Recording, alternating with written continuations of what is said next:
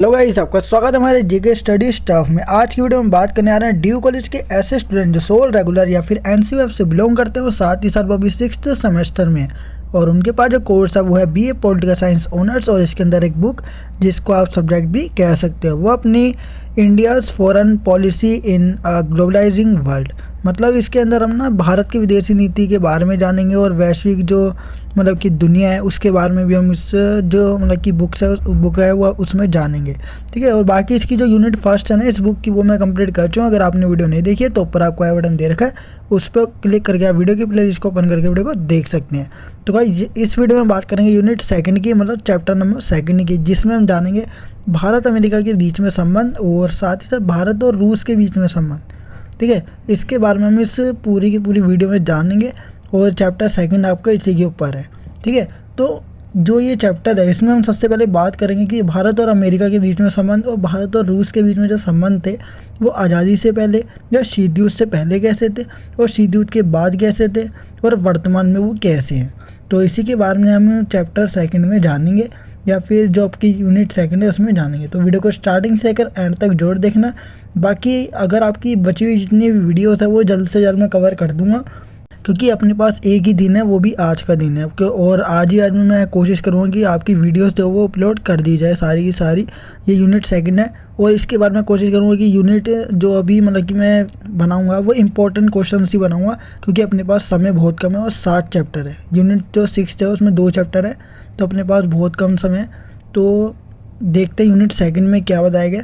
तो देखते हैं सबसे पहले भारत अमेरिका के बीच में संबंध। तो देखो, भारत और अमेरिका विश्व के सबसे प्राचीन और सबसे बड़े लोकतांत्रिक देश के रूप में जाने जाते हैं।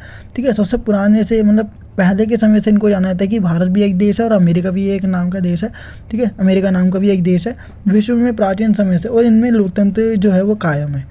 शुरू से ही भारत और अमेरिका के बीच में जो संबंध है वो अच्छे नहीं रहे हैं। अगर हम प्राचीन समय में देखें या अगर 1947 से पहले या 1991 से पहले भी अगर हम देखें तो भारत और अमेरिका के बीच में कुछ हमें खास संबंध दिखाई देखने को नहीं मिलते, क्योंकि उनके बीच में जो है ना वो तनावपूर्ण स्थिति रही है हमेशा, तथा अविश्वास और तनावपूर्ण की स्थिति रही है। दोनों एक दूसरे पर भरोसा नहीं करते। तनावपूर्ण की स्थिति मतलब कि बहुत बेकार स्थिति रही है। दोनों किसी न किसी मुद्दे पर, ठीक है, एक दूसरे देश के खिलाफ हो जाते हैं। भारत और अमेरिका के बीच में किसी स्थिति को लेकर संबंध अच्छे रहे हैं तो कभी कभी हमें, ठीक है, मतलब उसकी बुरी स्थिति देखने को भी मिलती है।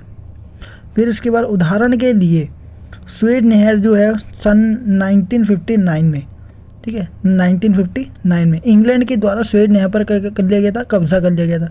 देखो, सुएज नहर थी जिससे ना हमें मतलब कि अब क्या होता है, सुएज नहर जब खुली हुई थी तो हम सीधा जाते थे और सीधा आ जाते थे। ठीक है, व्यापार करने के लिए हम क्या करते थे, किसी भी देश में जाते तो जल्दी से संपर्क स्थापित हो जाता। लेकिन सुएज नहर जैसे ही बंद हो गई तो अब बहुत लंबा चक्कर लगाना पड़ता है हमें व्यापार के लिए, जिसमें क्या होता है परिवहन लागत, ठीक है, जिस भी हम जो जहाज़ वगैरह उनका यूज़ कर रहे तो उसकी लागत जो है ना बहुत ज़्यादा लगती थी। तो इसी कारण ना व्यापार घाटे में आ जाता था, क्योंकि बहुत लंबा रास्ता जो तय करना पड़ता था अपन को। तो सुएज नहर पर कब्जा कर लिया गया था 1959 में इंग्लैंड के द्वारा, तथा जब व्यापार करने के लिए हमें बहुत लंबा चक्कर लगाना पड़ता था जब सुएज नहर बंद हो गई थी। जब से जो ये नहर है वो जब ये नहर खुल जाएगी तो व्यापार दूर दूर तक बहुत आसानी से किया जा सकेगा। तो इस स्थिति में, ठीक है, अमेरिका ने भारत का समर्थन किया था इंग्लैंड के द्वारा स्वयं पर कब्जा करने पर, ठीक है, इंग्लैंड के द्वारा सुएज नहर जो है ना उस पर कब्जा करने पर इंग्लैंड का विरोध किया। ठीक है, जब इंग्लैंड के द्वारा क्या किया गया था, उस जो नहर है, ठीक है, नहर पर जब इंग्लैंड के द्वारा कब्जा कर लिया गया तो देखो इंग्लैंड का विरोध किया गया था। अमेरिका ने अपना लाभ कमाने के लिए सुएज नहर के तथ्य पर इंग्लैंड का विरोध किया, क्योंकि वो अपना जो था वो स्वार्थ चाहता था, जो अमेरिका था।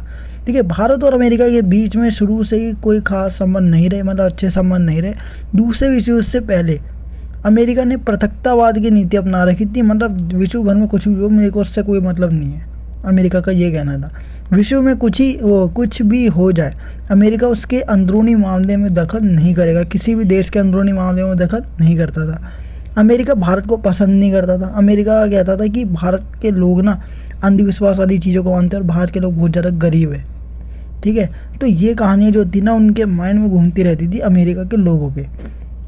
अमेरिका के अंदर भारतीय लोगों को आना जाना बंद था। अमेरिका के अंदर भारतीय लोग नहीं जा सकते थे, पहले की बात है ये, ठीक है। 19वीं सदी में भारत और अमेरिका के बीच की जो भी आशंका थी वह दूर हो गई। धीरे धीरे क्या हुई, ये जो डाउट वगैरह थे कि अंधविश्वास वगैरह, ठीक है, ये दूर हो गए थे, क्योंकि स्वामी विवेकानंद जी जो थे वो अमेरिका गए। उन्होंने क्या करा, मतलब उनको धर्म का पाठ सिखाया था, किसको, अमेरिका के लोगों को। तो धीरे धीरे ना उनको लगा कि हाँ, जिस प्रकार की जो आशंका मैं पाल रहा था ना, अमेरिका कह रहा था कि जिस प्रकार की आशंका हम पाल रहे थे वो दूर करने के लिए कौन आए थे, स्वामी विवेकानंद जी गए, ठीक है। फिर इसके बाद बात करते हैं प्रथम विश्व युद्ध के दौरान भारत और अमेरिका के बीच में संबंध। जब पहला विश्व युद्ध हुआ तो अमेरिका और भारत के बीच में जो संबंध है वो कैसे रहे वो देखेंगे अब। जो प्रथम विश्व युद्ध चल रहा था, ठीक है, जब प्रथम विश्व युद्ध क्या हुआ, चल रहा था, तो उस समय भारत और पाकिस्तान, भारत और अमेरिका के बीच में संबंध मधुर होने लगे थे। जब पहला विश्व युद्ध आया तो भारत और अमेरिका के बीच में संबंध दुबारा ठीक हो गए। अमेरिका पूरे विश्व में लोकतंत्र की स्थापना करने के पक्ष में था कि पूरे विश्व में क्या कर दो, लोकतंत्र बना दो। परंतु कुछ समय बाद पता चला कि अमेरिका लोकतंत्र के द्वारा पूरे विश्व में साम्राज्यवाद फैलाना चाहता था। वो एक से ज़्यादा देशों पर कब्जा करना चाहता था या अपनी जो पहुँच है वो बनाना चाहता था, ठीक है। फिर क्या हुआ, कुछ समय के बाद शीत युद्ध आ गया। तो शीत युद्ध के दौर में देखते हैं भारत और अमेरिका के बीच में संबंध कैसे रहे। अभी तक तो बुरे ही रहे हैं, तो देखते हैं। देखो, शीत युद्ध के दौर में अमेरिका और भारत के बीच में संबंध।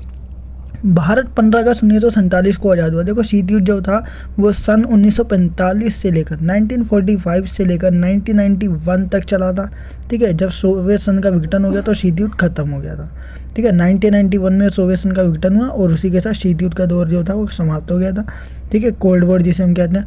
भारत 15 अगस्त 1947 को आज़ाद हुआ, ठीक है, स्वतंत्र हो गया था। तथा इस समय भारत आज़ाद हुआ, जिस समय भारत आज़ाद हुआ तो उस समय पूरे विश्व में जो था मतलब शीत युद्ध चल रहा था, ठीक है, ठीक है। जब भारत आज़ाद हुआ तो पूरे विश्व भर में क्या चला था, शीत युद्ध चल रहा था। मतलब पूरा विश्व दो भागों में बटा हुआ था।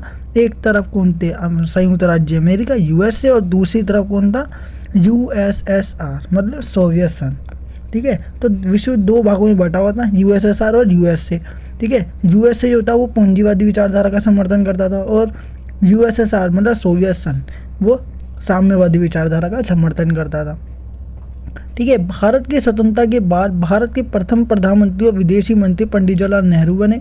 पंडित जवाहरलाल नेहरू ने भारत के प्रधानमंत्री सन 1947 से लेकर 64 तक, ठीक है, वो भारत के क्या बने, प्रधानमंत्री रहे थे, ठीक है। भारत के प्रथम प्रधानमंत्री पंडित जवाहरलाल नेहरू समाजवादी व्यवस्था से बहुत ज़्यादा प्रभावित थे। जैसे कि इसके बारे में हमने इससे पहले वाले जो एग्ज़ाम था उसमें भी जाना था, पब्लिक पॉलिसी इन इंडिया में, कि भारत के पंडित जवाहरलाल नेहरू जो प्रधानमंत्री थे उन्होंने समाजवादी व्यवस्था से बहुत ज़्यादा क्या हुए थे, प्रभावित हुए थे। और समाजवादी व्यवस्था जो थी वो सबसे पहले कहाँ आई थी, रूस की क्रांति के बाद रूस में ही देखने को मिली थी।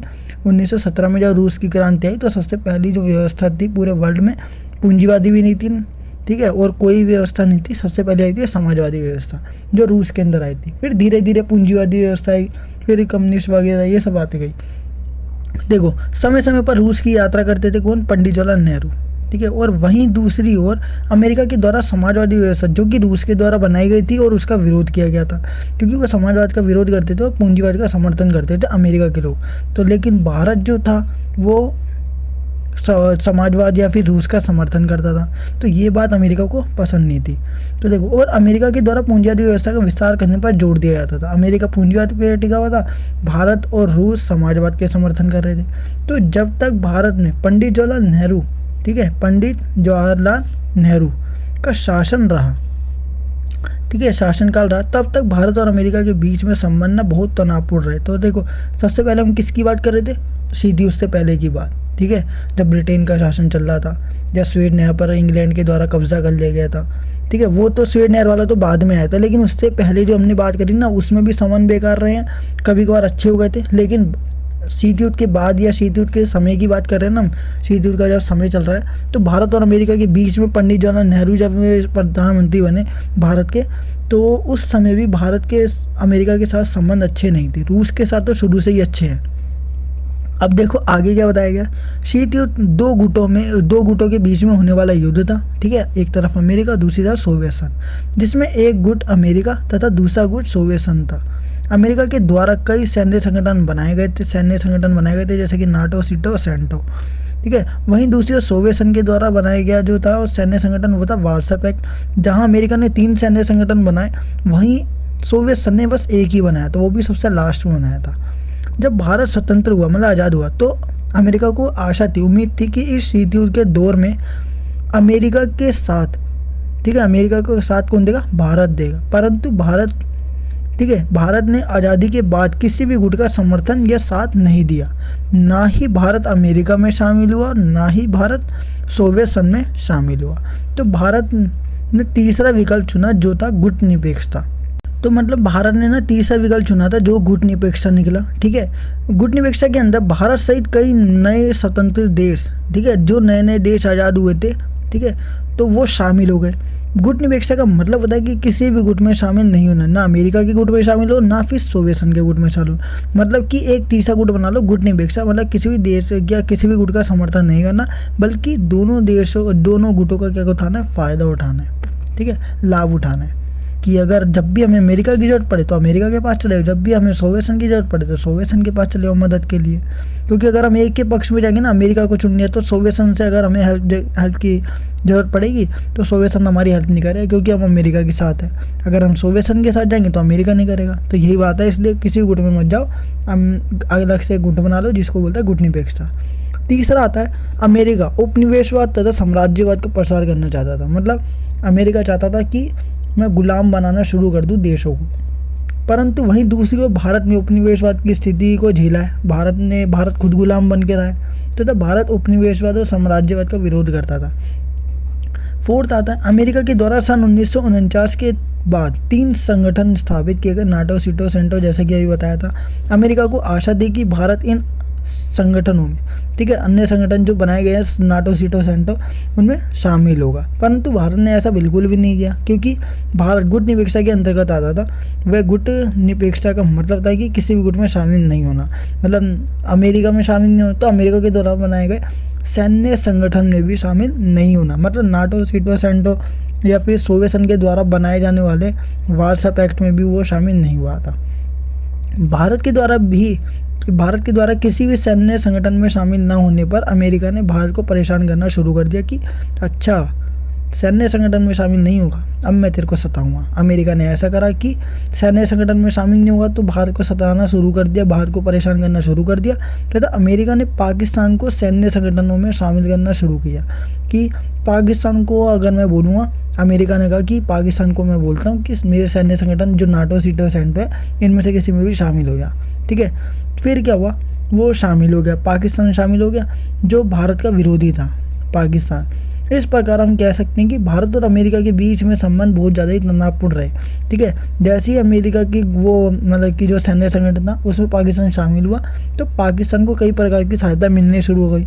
तो पाकिस्तान को लगा कि अब मैं भारत पर अटैक करूँगा, ठीक है, तो वो अटैक करना भी शुरू कर दिया था। फिर इसके बाद आता है अपना कश्मीरी मुद्दा। देखो ऊपर तक जितना भी हमने पढ़ा है वहाँ तक तो स्थिति बहुत ज़्यादा ख़राब रही है। अब देखते हैं कश्मीरी मुद्दा क्या था। 1947 में भारत और पाकिस्तान का, ठीक है, भारत और पाकिस्तान को अंग्रेज़ों से आज़ादी मिली, ठीक है, भारत पाकिस्तान को अंग्रेज़ों से आज़ादी मिली। भारतीय स्वतंत्रता एक्ट 1947 के अनुसार तमाम रियायतों को ये चयन करने की सुविधा दी गई कि वे भारत के साथ रहना चाहते थे या फिर पाकिस्तान के साथ जुड़ना चाहते थे, ठीक है। जितनी भी रियायतें थी ना, उन रियासतें, उनको ना सुविधा दी गई कि भारत के साथ रहना चाहते हो या फिर पाकिस्तान के साथ। उस समय जम्मू कश्मीर देश की सबसे बड़ी रियासत हुआ करती थी, ठीक है। रियासत कौन सी थी? सबसे बड़ी जम्मू कश्मीर। इस रियासत पर महाराजा हरी सिंह शासन करते थे। जो जम्मू कश्मीर था उस पर किसका शासनकाल चल रहा था? राजा हरी सिंह का।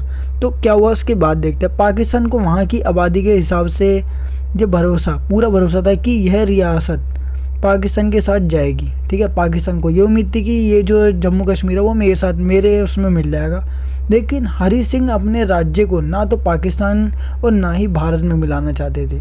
लिहाजा उन्होंने स्वतंत्र रहने का फैसला किया, ना मैं भारत में शामिल होऊंगा ना ही मैं पाकिस्तान में जाऊंगा। ठीक है, भारत से मांगी मदद। देखो भारत ने क्या करा, उसका विरोध नहीं किया, अगर तुम अलग रहना चाहते हो तो रहो, कोई दिक्कत नहीं है। लेकिन पाकिस्तान को लग रहा था कि ये मेरा साथ देगा, जम्मू कश्मीर मेरे मुल्क में शामिल हो जाएगा, लेकिन ऐसा नहीं हुआ। वो पाकिस्तान में भी शामिल नहीं हुआ, लेकिन पाकिस्तान को ये बात कभी चुभ गई, तो पाकिस्तान ने क्या करा देखते हैं आगे। भारत से मांगी मदद, इसमें क्या हुआ था देखो, पाकिस्तान ने ना मतलब हथियार या फिर जो दंगे थे वो वहाँ पे कर दिए थे कश्मीर के अंदर, तभी ये बात हुई थी। देखो हरी सिंह से तिरस्कृत, ठीक है, हरी सिंह के द्वारा तिरस्कृत होने के बाद पाकिस्तान ने कश्मीर को हथियाने का एक दूसरा हथकंडा अपना लिया। ठीक है, कश्मीर जो था वो पाकिस्तान के, जब पाकिस्तान ने पूछा कि तुम हमारे मुल्क में शामिल होगे तो उन्होंने मना कर दिया। भारत ने पूछा तो भारत से ही मना कर दिया।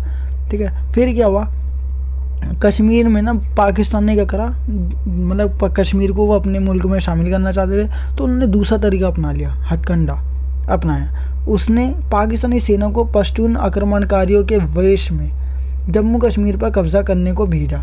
ठीक है, इन आक्रमणकारियों को कश्मीर में रह रहे कुछ स्थानीय मुस्लिमों का भी सहयोग मिला, इनका सहयोग मिला कि हाँ भाई हम तुम्हारे साथ रहेंगे।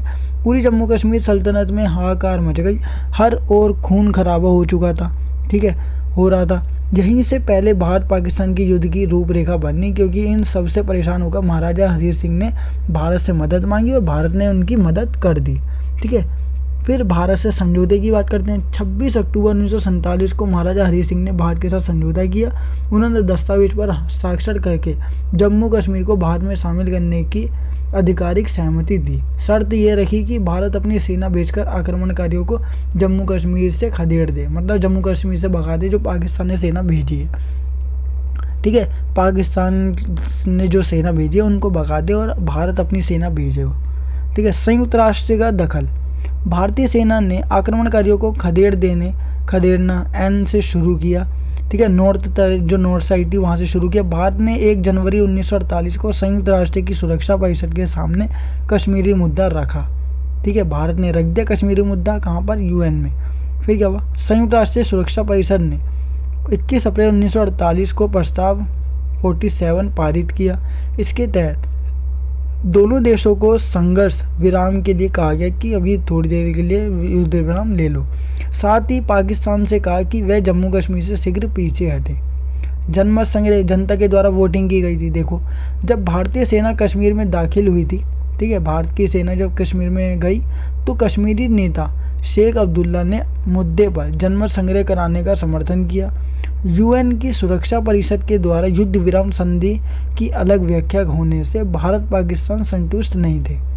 ठीक है, दोनों ही देश संतुष्ट नहीं थे। बहरहाल नवंबर 1948 में दोनों देश जनमत संग्रह की राजी हुए। ठीक है, कि हाँ भाई चलो जनमत संग्रह करा लो।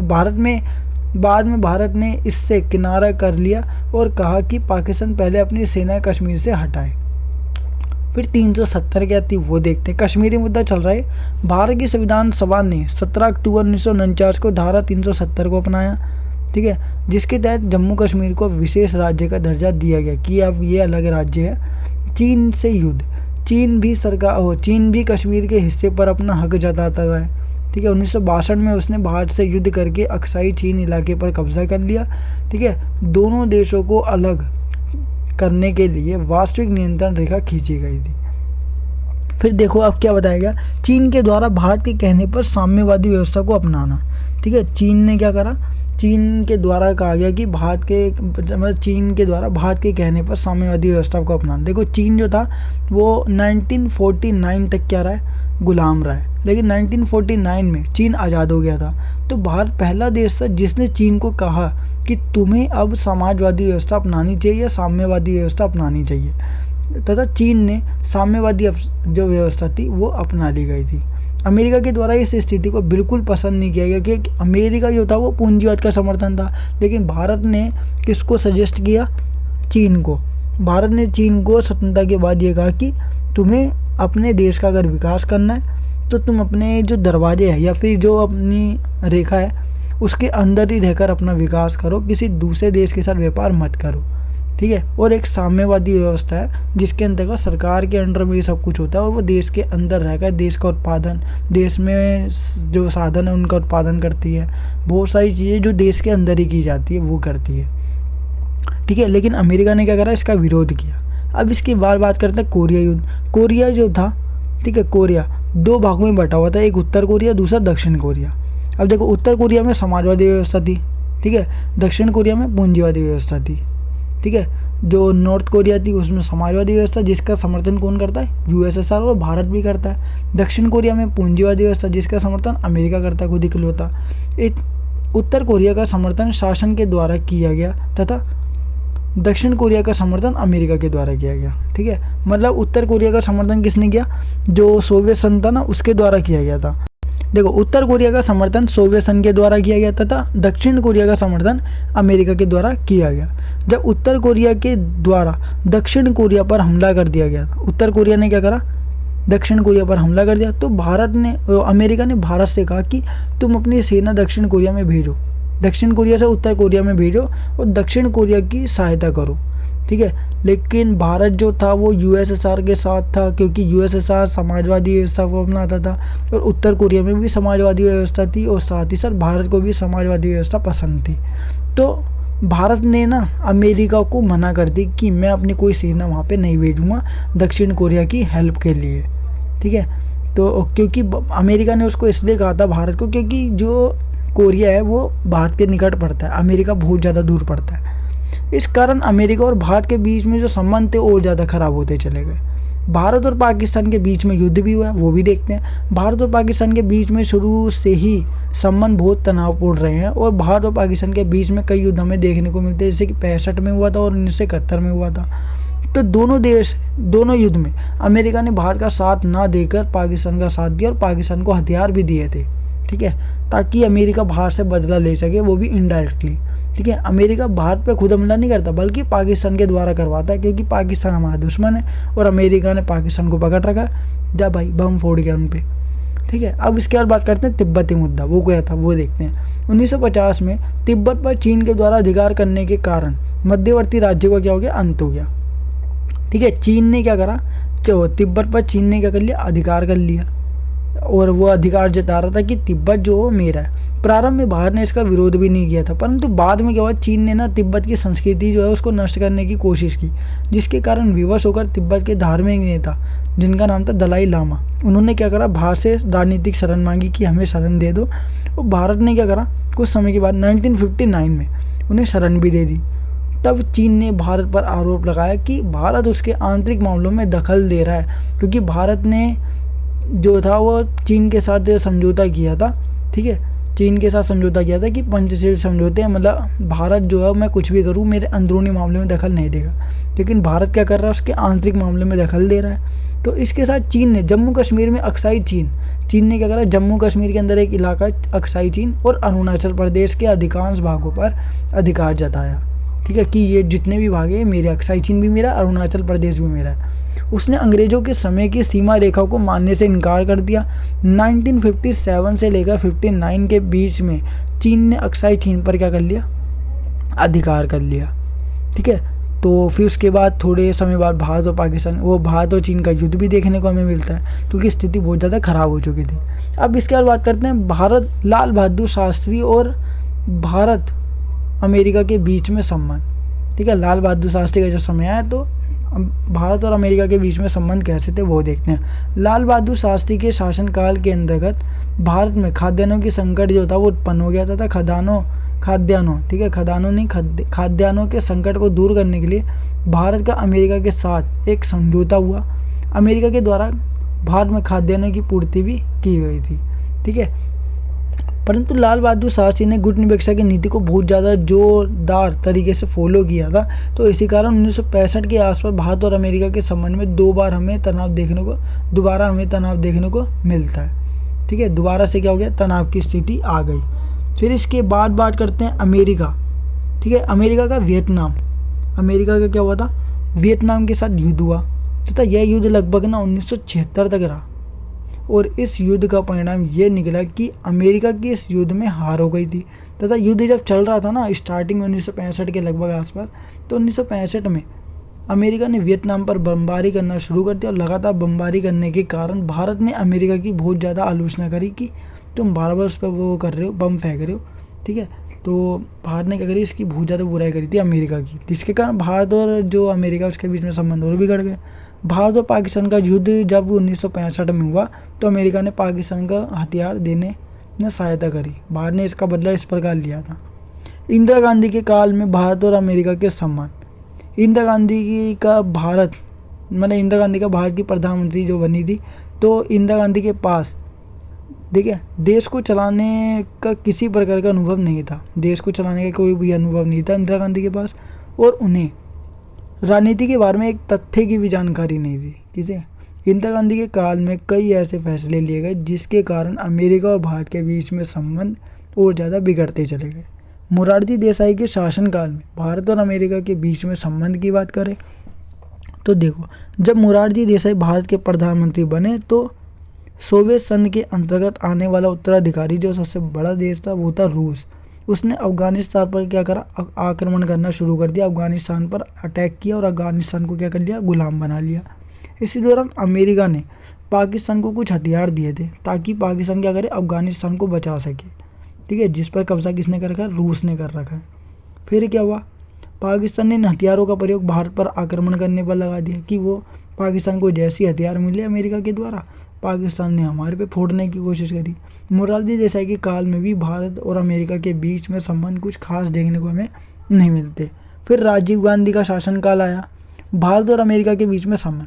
राजीव गांधी के शासनकाल के अंतर्गत सोवियत संघ की, ठीक है, सोवियत संघ जो 15 देशों का समूह था, उसके टूटने पर नए नए देशों का निर्माण होना शुरू हो गया, जिसमें सबसे बड़ा देश निकला वो था रूस। फिर क्या हुआ, कुछ समय के बाद शीत युद्ध समाप्त हो गया 1991 में। उसके बाद भारत अमेरिका के बीच में संबंध। देखो जैसे ही शीत युद्ध समाप्त हुआ तो भारत ने नई आर्थिक नीति को अपना रखा था, जिसके अंतर्गत LPG मतलब उदारीकरण, निजीकरण और वैश्वीकरण को अपनाया गया था। मतलब कुछ चीज़ें वो प्राइवेट कर दी गई थी, जिससे ना अमेरिका और भारत के बीच में संबंध भी अच्छे स्थापित हुए। मतलब शीत युद्ध से पहले भारत और अमेरिका के बीच में संबंध अच्छे नहीं थे, वो बाद में जाकर के वो बहुत ज़्यादा अच्छे होते चले गए। 1991 के बाद बहुत ज़्यादा सुधर गए थे। देखो शीत युद्ध की समाप्ति हो गई तथा सोवियत संघ जो कि समाजवादी व्यवस्था वाला देश था, उसका मतलब देश नहीं समूह था, उसका विघटन हो गया, ठीक है, वो अलग अलग हो गए। इसके बाद भारत और अमेरिका के बीच में संबंध अच्छे होते चले गए, क्योंकि अब भारत के पास सोवियत संघ तो है नहीं, क्योंकि सोवियत संघ कह रहा हूँ, साम्यवादी व्यवस्था अपनाने वाला जो देश था सबसे बड़ा, वो तो उसका विघटन हो चुका है। तो अब क्या हुआ वो देखते हैं। भारत के प्रधानमंत्री के द्वारा अमेरिका की यात्रा की गई तथा अमेरिका के राष्ट्रपति के द्वारा भी भारत की यात्रा की गई। दोनों देशों में यात्रा करना शुरू कर दी जो पहले बंद हुआ करते थे। फिर 11 सितंबर की घटना देखो, अमेरिका के वर्ल्ड ट्रेड सेंटर मतलब WTO पर 11 सितंबर 2001 को हमला कर दिया गया था। वो हमला किसने किया था? आतंकवादियों ने।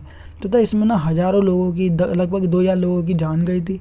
11 सितंबर 2001 को हुआ हमला एक आतंकवादी हमला था, जिसमें आतंकवादियों के गुट ने मिलकर हमला किया था, ठीक है। तथा पहले अमेरिका आतंकवादियों का समर्थन करता था, परंतु इस हमले के बाद अमेरिका ने आतंकवादियों का समर्थन करना बंद कर दिया।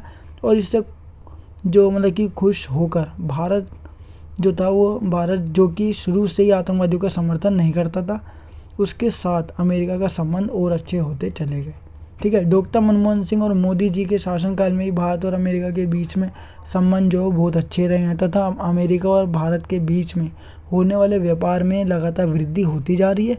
मोदी जी और डॉक्टर मनमोहन सिंह के शासनकाल में अमेरिका भारत के संबंध बहुत अच्छे रहे हैं। तो इसी के साथ जो यूनिट सेकंड है या चैप्टर सेकंड है, जिसमें हमने अमेरिका और भारत के बीच में जो संबंध है उसके बारे में जाना। और ये जो था शीत युद्ध के समय के पहले और शीत युद्ध के समय की और शीत युद्ध के बाद के समय की और वर्तमान समय की जितनी भी डिटेल है भारत और पाकिस्तान की, उसके बारे में शो करता है, ठीक है। यूनिट जो सेकंड है या चैप्टर सेकंड है उसमें इतना ही बताया गया।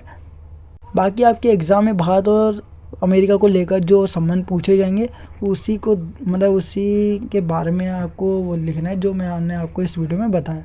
तो ये थी अपनी आज की वीडियो। आई होप गाइस आपको वीडियो जरूर पसंद होगी। अगर आपको वीडियो पसंद है तो वीडियो को लाइक शेयर कमेंट करना बिल्कुल ना भूलिए। और साथ ही साथ अगर आप हमारे चैनल पे नए हो तो चैनल को सब्सक्राइब एंड बेल नोटिफिकेशन पे क्लिक करके आप हमारे आने वाली हर वीडियो की नोटिफिकेशन प्राप्त कर सकते हैं। So guys